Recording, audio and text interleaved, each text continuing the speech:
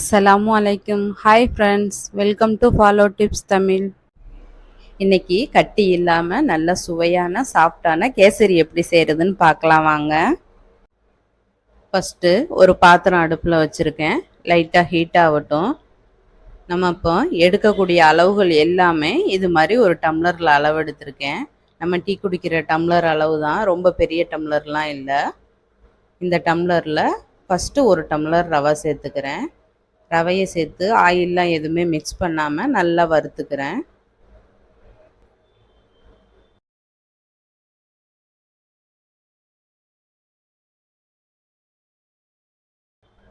இந்த அளவுக்கு நல்ல பொன்னிறமாக வறுபட்டதுக்கப்புறம் இதை ஒரு பாத்திரத்தில் மாற்றிடலாம்.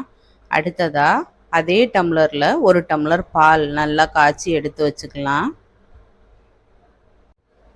அதுக்கும் அடுத்ததாக இது மாதிரி ஒரு அகலமான பாத்திரத்தில் 1/4 டம்ளர் நெய் சேர்த்துருக்கேன். லைட்டாக ஹீட் ஆகட்டும். லைட்டாக ஹீட் ஆனதும் ஒரு பீஸ் பட்டை, 2 ஏலக்காய் போட்டு தாளிச்சுக்கலாம். அது கூடயே ஒரு 8 பீஸ்லேருந்து 10 பீஸ் வரை முந்திரி போட்டுக்குங்க. அதுவும் லைட்டாக பொன்னிறமாக வந்ததும் ஒரு 15 பீஸ் பக்கம் திராட்சை சேர்த்துருக்கேன். முந்திரியும் திராட்சையும் உங்களோட விருப்பம்தான், உங்களுக்கு தேவையான அளவு சேர்த்துக்கிறங்க. திராட்சை நல்லா உப்பி வந்ததுக்கப்புறமா நம்ம இப்போ தண்ணி சேர்க்க ஆரம்பிச்சிடலாம். 1 மடங்குக்கு 3 மடங்கு தண்ணி சேர்த்துக்கிறங்க. 1 டம்ளர் ரவைக்கு 3 டம்ளர் தண்ணி சேர்த்துக்கிறங்க. அப்போ தான் கேசரி கட்டி இல்லாமல் நல்லா பதமாக கிடைக்கும். 3 டம்ளர் தண்ணி, 1 டம்ளர் சர்க்கரை, ரெண்டையும் சேர்த்துட்டு கொதி வரட்டும். கொதி வரும்போதே கொஞ்சமாக ஃபுட் கலர் சேர்த்துக்குங்க. ஆரஞ்சு ஃபுட் கலர் சேர்த்துருக்கேன். இப்போ எல்லாம் சேர்ந்து நல்லா கொதி வந்துருச்சு. இப்போ நம்ம வறுத்த ரவையை இதில் மிக்ஸ் பண்ணிடலாம். ஒரு கையில் ரவையை போட்டுக்கிட்டு இன்னொரு கையில் கரண்டியை வச்சு மிக்ஸ் பண்ணி விட்டுக்கிட்டே இருங்க. அப்போ தான் கட்டி பிடிக்காமல் இருக்கும். ரவையை ஃபுல்லாகவே கொட்டிடாமல் கொஞ்சம் கொஞ்சமாக போட்டு மிக்ஸ் பண்ணி விட்டுக்கிட்டே இருங்க. இது மாதிரி எல்லா ரவையும் கலந்ததுக்கப்புறம் அடுப்பை சிம்மில் வச்சுட்டு மெதுவாக கிண்டி விடுங்க, மேலே தெரிச்சிடாமல். நல்லா மிக்ஸ் ஆகட்டும்.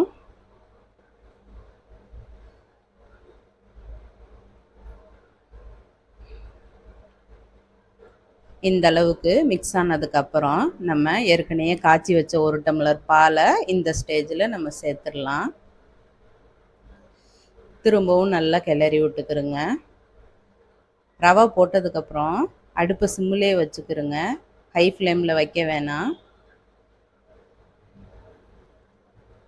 ரொம்ப இருகலாகிற வரை கிண்டி விட வேணாம்.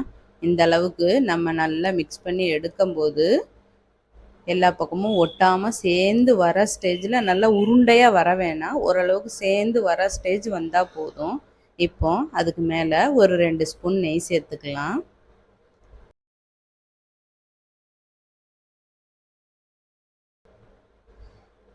நெய் சேர்த்துட்டு ஒரு தடவை நல்லா மிக்ஸ் பண்ணி விட்டுட்டு நம்ம அடுப்பை ஆஃப் பண்ணிட வேண்டியதான்.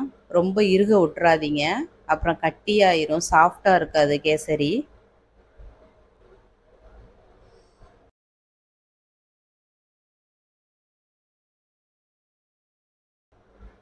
அவ்வளோதான், முடிஞ்சிச்சு. இப்போ இதை நம்ம ஒரு பாத்திரத்தில் மாற்றிடலாம்.